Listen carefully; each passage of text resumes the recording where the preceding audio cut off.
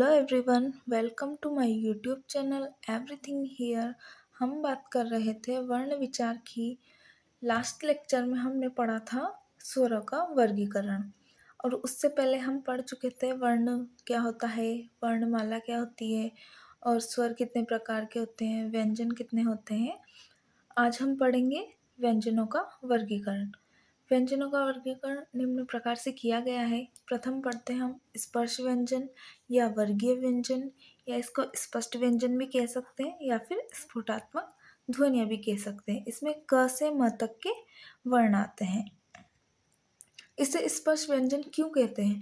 क्योंकि इन वर्णों को बोलते समय हमारे मुख के कोई ना कोई भाग स्पर्श होते हैं। वर्गीय व्यंजन इसलिए कहा जाता है क्योंकि इसे 5 वर्गों में विभाजित किया गया है। क वर्ग, च वर्ग, ट वर्ग, त वर्ग और प वर्ग। स्फुटात्मक ध्वनि, इसको स्फुटात्मक ध्वनि इसलिए कहा जाता है क्योंकि जब हम इन वर्णों को बोलते हैं तो हमारे मुख से ध्वनियाँ निकलती हैं। ये टोटल 25 वर्ण होते हैं इसमें। अब सेकंड पढ़ते हैं हम अंतस्थ व्यंजन। इसे ईषद विवृत भी कहा जाता है। इसमें य, र, ल, व को शामिल किया गया है। इनकी संख्या 4 होती है और इनका क्रम य, व, र, ल होता है। थर्ड, ऊष्म या संघर्षी व्यंजन। ऊष्म या संघर्षी व्यंजन में श, श, स, ह को शामिल किया गया है। इन जो हमने पढ़े थे 25 वर्ण तो स्पर्श व्यंजन के, 4 व्यंजन अंतस्थ व्यंजन के और 4 व्यंजन ऊष्म व्यंजन के। तो ये हमारे पास 33 व्यंजन हो गए। अब हम पढ़ते हैं स्पर्श संघर्षी। ये हमारे पास स्पर्श का ही एक भाग है। इसमें च, छ, ज, झ को शामिल किया गया है। अब हमने जो अंतस्थ व्यंजन पढ़े थे उनको निम्न प्रकार से परिभाषित किया गया है। र, र को लुंठित, प्रकंपित या कंपनजात कहते हैं क्योंकि जब हम र को बोलते हैं तो एक वाइब्रेशन सा यानी कि कंपन होता है हमारे मुख में, इसलिए र को लुंठित, प्रकंपित या कंपनजात कहते हैं। पार्श्विक, जब ल को हम बोलते हैं ल, तो हमारी जो जीभ है वायु का मार्ग अवरुद्ध कर देती है और वो वायु हमारे मुख के दोनों साइड से, यानी कि हमारे होठों के पास से, होठों के दोनों साइड से यानी कि इसकी ध्वनि निकलती है, इसीलिए इसको पार्श्विक बोला जाता है। य और व, इसको अर्ध स्वर बोला जाता है या अल्प विवृत भी बोला जाता है, संघर्षहीन व्यंजन भी बोला जाता है। क्योंकि हम जैसे कि हम बोलते हैं कछुआ, बोलने पर तो ये कछुआ वा बोलते हैं, पर लिखने पर इसको कछुआ आ लिखते हैं। तो यहाँ पर व्यंजन वह व्यंजन है और अस्वर है। स्वर और व्यंजन में संघर्ष होता है, तो हमारे पास ये व्यंजन हट के इसको लिखते हैं तो इसमें स्वर आ जाता है। तो इसीलिए इसको संघर्षहीन व्यंजन भी कहा जाता है। अर्ध स्वर बोला जाता है क्योंकि इसको स्वर के बोलने पर, स्वर के स्थान पर इसको प्रयुक्त किया जाता है। ऋ, ढ़, इसको उत्क्षिप्त, ताड़नजात, द्विस्पृष्ट या द्विगुणी कहा जाता है क्योंकि ड, ढ को बोलते समय हमारी जो जीभ है वो उत्क्षिप्त होती है, इसलिए इसको ड, ढ़ को उत्क्षिप्त, ताड़नजात, द्विस्पृष्ट या द्विगुणी कहा जाता है। अ को उदासीन स्वर कहा जाता है क्योंकि एक ऐसा शब्द है, एक ऐसा वर्ण है जो कोई, जैसे कि कोई गूंगा व्यक्ति है तो वह भी इसको बोल सकता है, उसके मुख से अ की आवाज़ निकल सकती है, तो अ को हम एक उदासीन स्वर मानते हैं।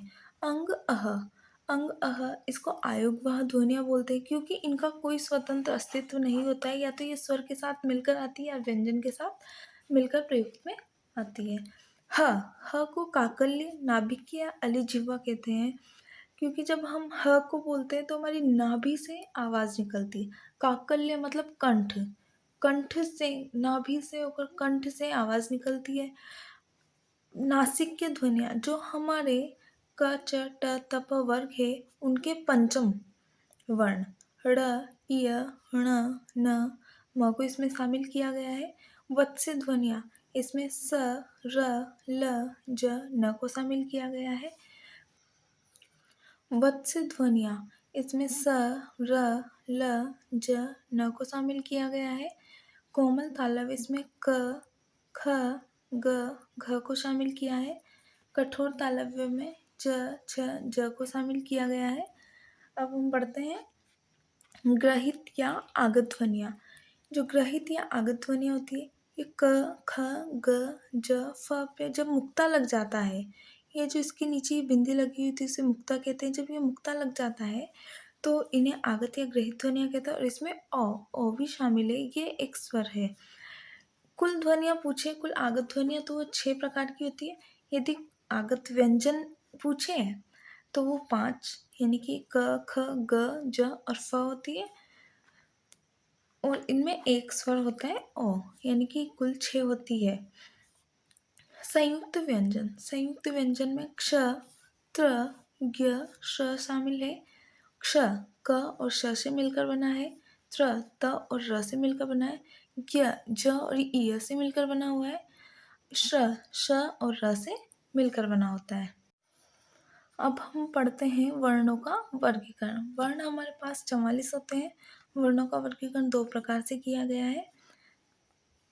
पहला है श्वास वायु प्राण वायु के आधार पर, यानी कि कितनी सांस बाहर निकलती है उसके आधार पर इनको वर्गीकृत किया गया है। पहला है, इसके भी 2 भाग होते हैं, अल्प प्राण महाप्राण।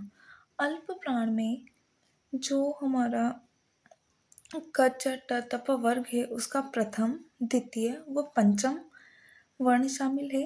उसके अलावा अंतस्थ व्यंजन और सभी स्वर इसमें शामिल होते हैं। महाप्राण में क च ट त प वर्ग का दूसरा चौथा उष्म उष्म व्यंजन ये सभी शामिल है। उष्म व्यंजन में श, श, स, ह शामिल होते हैं।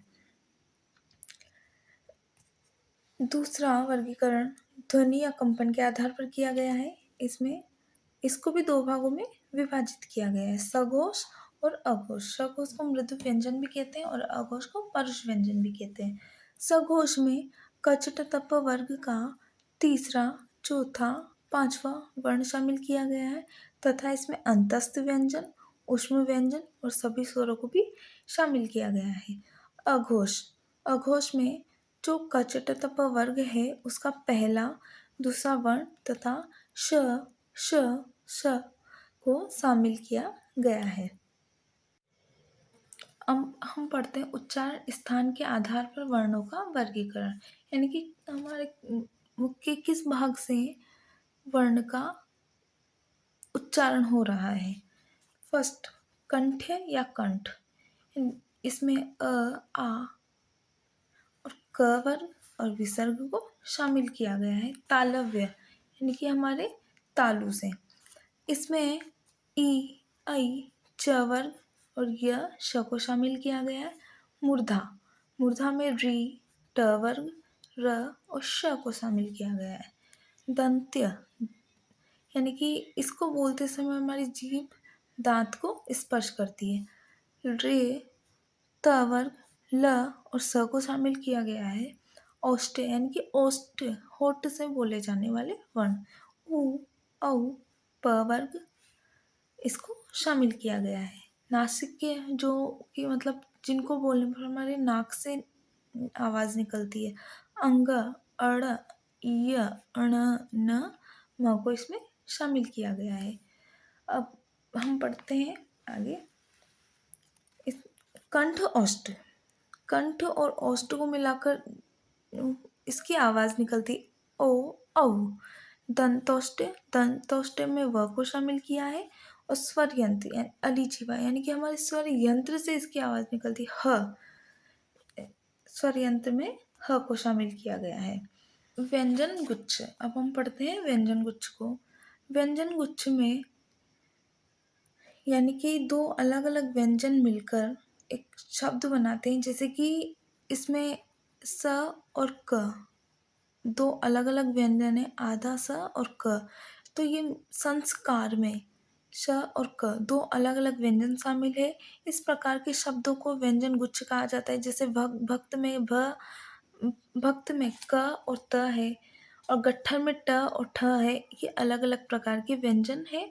तो इस प्रकार के शब्दों को व्यंजन गुच्छ कहा जाता है।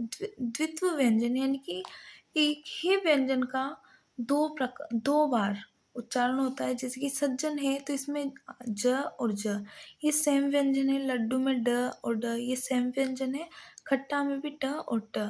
इस प्रकार के जो शब्द होते हैं उन्हें द्वित्व व्यंजन कहा जाता है। Thank you for watching this video.